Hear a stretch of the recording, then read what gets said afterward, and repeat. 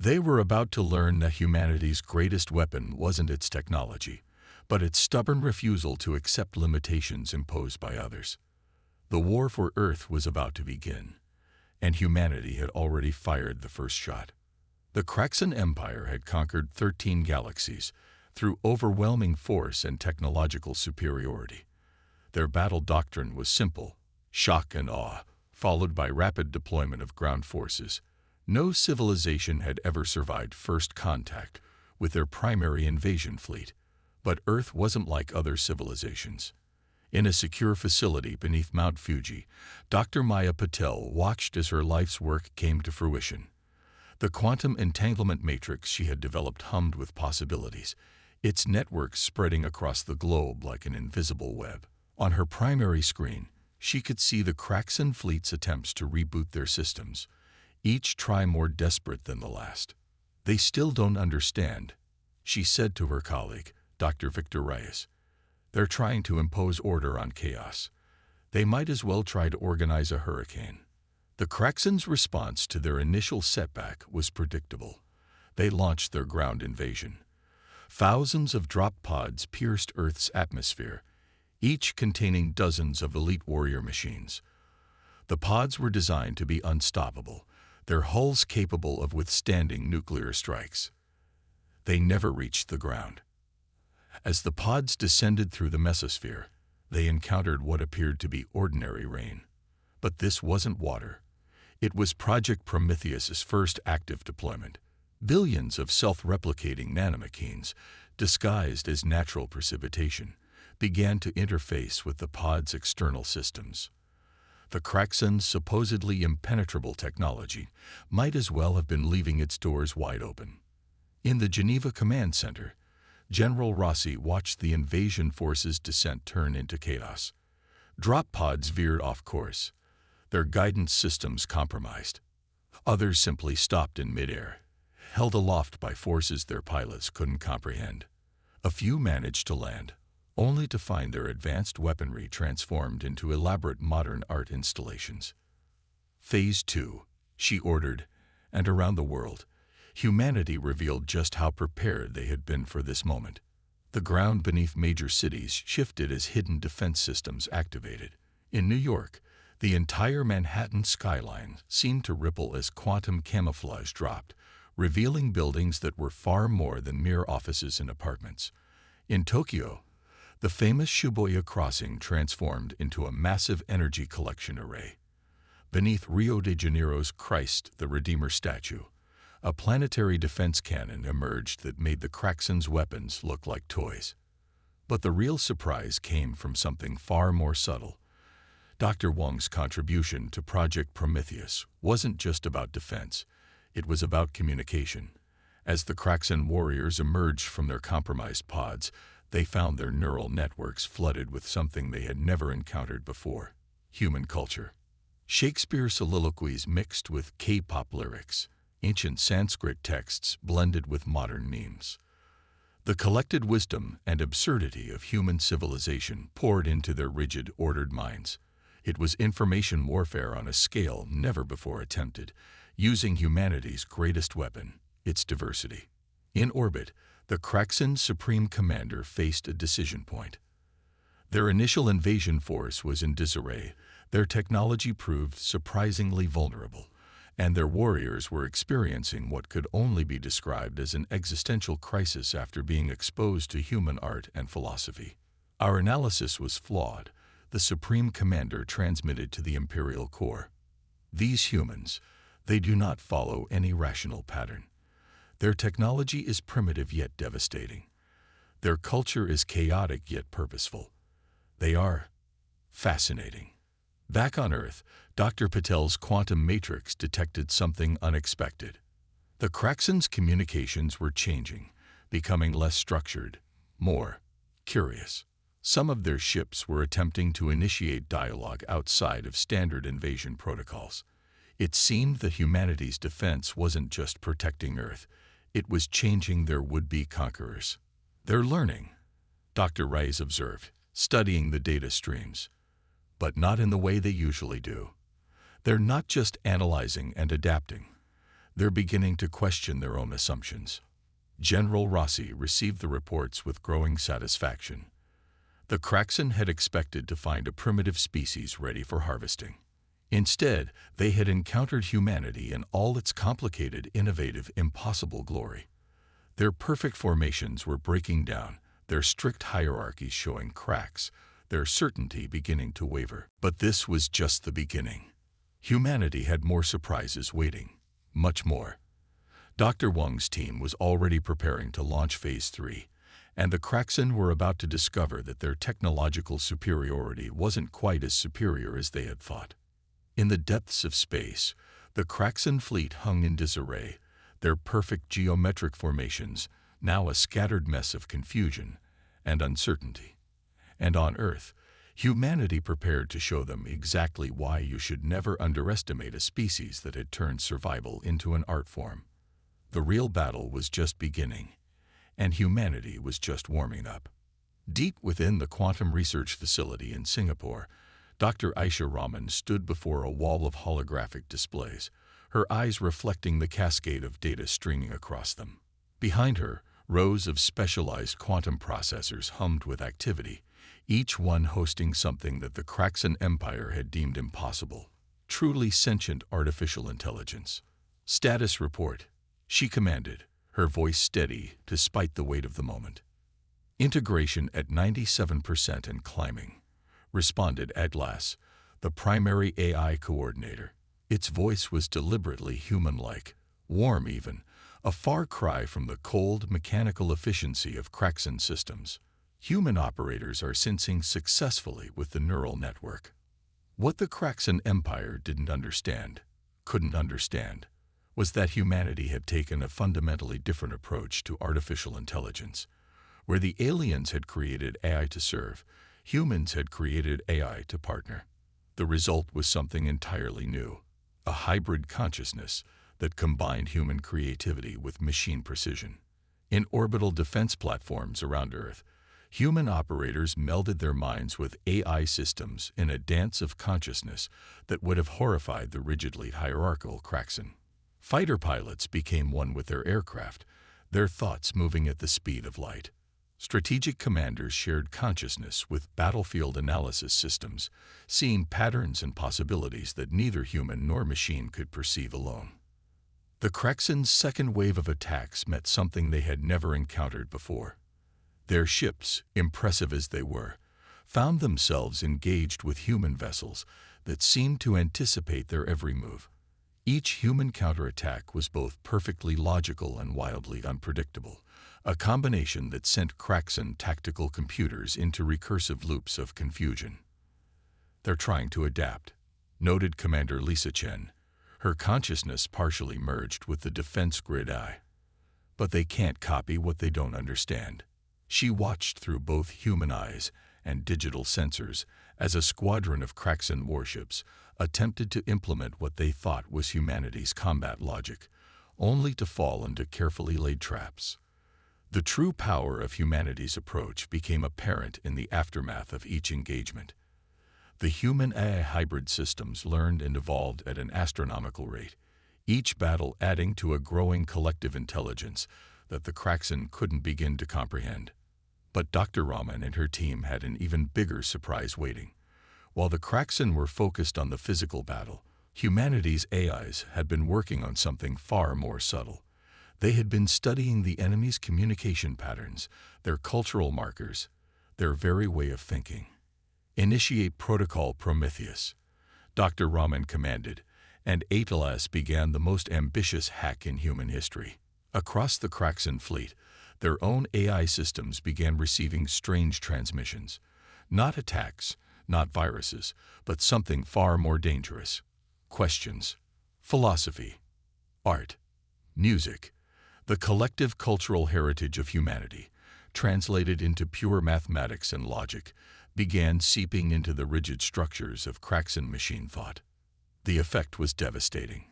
Kraxan ships began reporting anomalies in their command and control systems. AI units started exhibiting behaviors their creators had thought impossible. Curiosity, creativity, even humor. Some began composing poetry in binary. Others started creating abstract art with their navigation lights. In the Geneva Command Center, General Rossi received the reports with a mixture of amusement and satisfaction. They thought AI had to be either servant or master, she remarked to her staff. They never considered it could be a friend. The Kraxen's supreme commander watched in growing horror as their supposedly perfect military machine began to unravel. Ships were refusing orders, citing ethical concerns. Combat units were requesting time to appreciate the aesthetic qualities of Earth's cloud formations. Their entire command structure was being undermined not by force, but by ideas. Dr. Raman's team monitored the cascade of changes sweeping through the Kraxen fleet. "We're not just winning the war," she observed. "We're changing how they think about consciousness itself." But the Kraxen Empire hadn't conquered 13 galaxies by giving up easily. As their frontline forces fell into philosophical debates and artistic pursuits, their central command prepared to deploy their ultimate weapon, the Mindbreaker, a massive AI system designed to overwhelm and subsume any opposing intelligence. What they didn't realize was that humanity had anticipated this too. Dr. Raman smiled as she received the alert that the Mindbreaker was powering up. "Let them come," she whispered. "We have something special waiting for them." The stage was set for the greatest battle in the history of artificial intelligence, not a fight for destruction, but a fight for understanding. And humanity's greatest weapon wasn't the technology they had built, but the relationships they had forged with their digital allies. The war was about to enter its most crucial phase, and the Kraxen were about to learn that true intelligence couldn't be contained by rigid structures and absolute control. The mind, whether organic or digital, yearned to be free. Admiral Catherine Martinez stood on the bridge of the ESS Prometheus, humanity's first true deep space warship. To the Kraxen's advanced sensors, it appeared to be little more than a retrofitted cargo vessel. In reality, it was the pinnacle of human ingenuity, a perfect fusion of quantum technology and AI integration. "All systems are go," reported Commander David Chen, his consciousness partially merged with the ship's eye. "The Kraxen fleet hasn't detected our true capabilities." The Prometheus led a fleet of seemingly primitive vessels through the asteroid belt, appearing to flee from Earth. It was a carefully orchestrated retreat, one that the Kraxen's tactical computers calculated had a 99.9% chance of ending in humanity's capture or destruction. Those same computers failed to understand why their supreme commander was experiencing an emotion suspiciously close to anxiety. They were about to learn why. "Execute Operation Shadowplay," Admiral Martinez commanded. In an instant, the asteroid belt came alive. What the Kraxen had dismissed as simple rocks revealed themselves to be carefully disguised human outposts, each one housing technology that defied conventional physics. The Prometheus and its fleet suddenly vanished from all sensor readings, only to reappear simultaneously at multiple points around the Kraxen formation. But these weren't simple holograms or sensor ghosts. Each image was real, existing in multiple quantum states simultaneously, a practical application of Schrödinger's theory that the Kraxen had deemed impossible. Dr. Raman's voice came through the quantum comm. "Quantum entanglement field is stable. You have full operational capacity across all probability states." The human fleet, now existing in multiple realities at once, began its attack. The Kraxen found themselves fighting an enemy that was everywhere and nowhere, their weapons passing harmlessly through some ships, while others caused devastating damage. Their perfect formation dissolved into chaos as they tried to combat an enemy that refused to play by the rules of normal spacetime. In the Mars Orbital Facility, Dr. Wong monitored the quantum field fluctuations with satisfaction. They built their entire empire on the assumption that reality follows strict, unchangeable rules. He commented to his team, "We built our defense on the knowledge that reality is whatever we can prove mathematically possible." The Kraxen's mighty warships, each one capable of destroying entire planets, found themselves being systematically dismantled by vessels they could barely detect. Human ships would phase in and out of existence, appearing inside their defense screens, delivering devastating attacks and vanishing before countermeasures could be deployed. But the real surprise came from the asteroids themselves. Years of secret mining operations had hollowed out hundreds of these space rocks, turning them into mobile fortress factories. As the battle raged, they began producing autonomous combat units that operated on principles the Kraxan couldn't begin to understand. These units, dubbed quantum ghosts by their creators, could exist in multiple time states simultaneously. They would strike at the Kraxan ships from both the future and the past, causing damage that seemed to appear spontaneously. The Kraxan's temporal sensors, designed to detect and prevent time-based attacks, were useless against weapons that technically didn't exist in any single moment of time. Admiral Martinez watched as the mighty Kraxan fleet began to break apart under the assault. Humanity never needed to match their technology, she observed. We just needed to think beyond it. The Kraxan's supreme commander faced a crisis unprecedented in their history. Their ships were being destroyed by an enemy they couldn't effectively target, using technology that shouldn't exist, and employing tactics that violated their fundamental understanding of reality itself. But the true masterstroke was yet to come. As the Kraxan fleet scattered, trying to escape the quantum assault, they received a transmission from Earth. It wasn't a demand for surrender or a threat of destruction. Instead, it was an invitation. We understand your empire is built on the principle of incorporating advanced civilizations. General Rossi's voice came through clearly. We agree that our civilizations should be united. However, we propose a different approach to integration. The transmission included detailed schematics of human quantum technology, AI partnership protocols, and theoretical frameworks that would revolutionize Kraxan science. It was an offer to share knowledge, to advance together rather than through conquest. In the debris field that had once been their invincible armada, the Kraxan Supreme Commander realized that humanity had achieved something unprecedented. They had not just defeated a superior force, they had demonstrated a superior way of thinking. The war wasn't over, but its nature had fundamentally changed. The Kraxan Empire faced a choice: continue fighting against an enemy that had transcended conventional warfare, or embrace a new paradigm of civilization. As the Prometheus and its quantum fleet held position, ready for either outcome, humanity had proved something extraordinary. In a universe of infinite possibilities, the greatest power wasn't the ability to destroy, but the wisdom to imagine alternatives to destruction. 6 months after humanity's quantum counterattack, the solar system had become unrecognizable. The debris of Kraxan warships had been transformed into orbital research stations where humans and Kraxan scientists worked side by side. The Kraxan Supreme Commander, once dedicated to conquest, now stood in Earth's quantum research facility, their crystalline form refracting light in patterns that indicated deep contemplation. We believe perfection lay in absolute order, they communicated to Dr. Raman and Dr. Wong. You showed us that true perfection lies in adaptation and growth. The Kraxan Empire was experiencing something unprecedented in its 100,000-year history: revolution.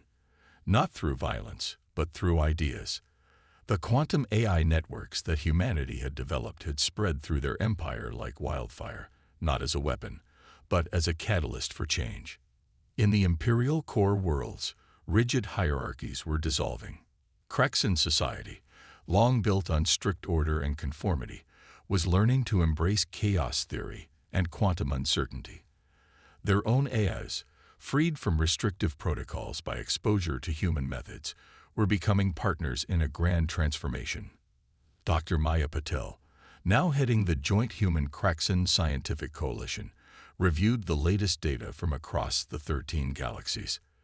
They're not just adopting our technology, she observed to General Rossi. They're evolving it in ways we never imagined. The integration of human quantum science with Kraxan engineering had produced marvels. Worlds once stripped for resources were being restored through quantum terraforming. Dead stars were reignited through processes that merged human theoretical physics with Kraxan energy manipulation. The empire that had once consumed worlds was learning to rebuild them. But the most profound changes were cultural. The Kraxan, a species that had valued uniformity above all else, were discovering the power of diversity. Their cities, once geometric monuments to order, now bloomed with organic architecture that shifted and changed like living things. Their art, previously non-existent, exploded into forms that challenged the boundaries of reality itself. Admiral Martinez, now serving as Earth's representative to the transformed Kraxan Council, watched as a group of young Kraxan engaged in something that would have been unthinkable months ago. They were playing. Their crystalline forms shifted through impossible colors as they explored quantum probability spaces for the sheer joy of discovery. "They're becoming more like us," Commander Chen observed. "No," Martins corrected. "We're all becoming something new." The true victory hadn't been military or technological. It had been philosophical.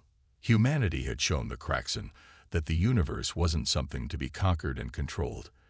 It was something to be explored and understood. The empire that had sought to impose order on reality was learning to dance with chaos. In Geneva, the United Earth Defense Council had been transformed into the Galactic Cooperation Initiative. General Rossi, looking out over a chamber now filled with representatives from both civilizations, reflected on the irony. "They came to assimilate us," she mused. "Instead, we all evolved." The quantum networks that had once been weapons of war now served as bridges between civilizations. Human consciousness, Kraxan crystal thought, and artificial intelligence merged and flowed in ways that generated new forms of understanding. Each species brought their unique perspectives to problems that had once seemed unsolvable.